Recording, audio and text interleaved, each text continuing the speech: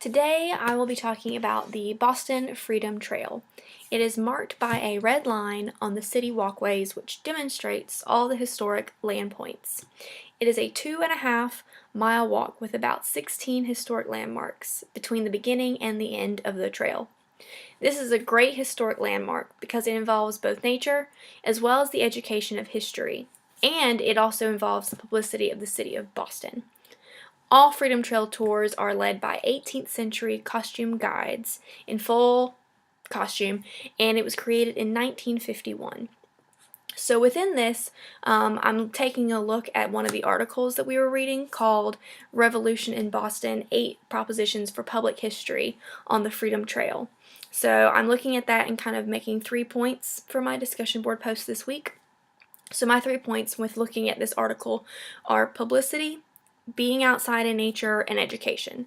So those are the 3 aspects that I get from the purpose of the Freedom Trail.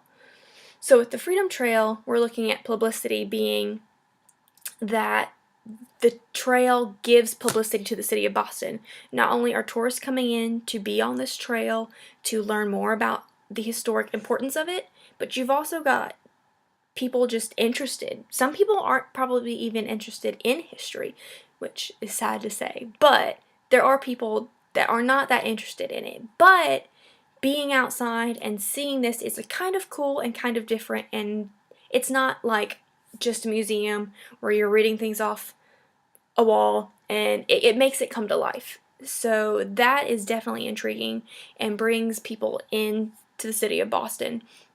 Another thing with the publicity is, as it was talking about in the article, is you're looking at restorations of historic buildings.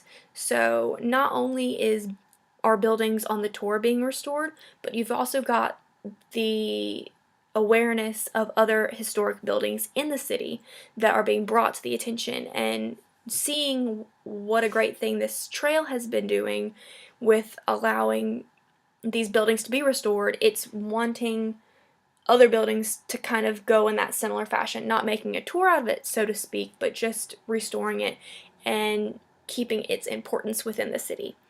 My other point is being outside in nature. So one thing about a museum is there's nothing wrong with being stuck in a historical home. Obviously, it has its pros and cons, but being outside is a great factor. It kind of lightens things up, and it doesn't make it feel like you're stuck in a home where you're kind of, like, to us as history majors, that's really cool, but some people don't necessarily want to be stuck in a home where they're looking, where it doesn't feel, I don't know, they can't connect to it as much. I don't know if that's what I'm trying to say, but it makes it a bit better to be outside and in nature, and you're not as cramped, I guess, when you're in like a particular building. Obviously there are buildings on this tour, but it's not just one home. You have more room and freedom to not just be on this tour specifically, but you're also getting the tour of the city of Boston, not just on that tour. I don't think that made any sense, but that's what my point was. My third point is education. So education, when I look at this tour, I'm looking at kids who are coming in with the teachers from schools, and this is a great opportunity for these tour guides to plant a seed onto these kids that are constantly learning, constantly watching your every move. They're very impressionable, and this is a great opportunity to prove to them and demonstrate what an importance history is on our nation. The American Revolution is the beginning of our nation. It is the foundation of it, and this is a great way to demonstrate kind of what we are today.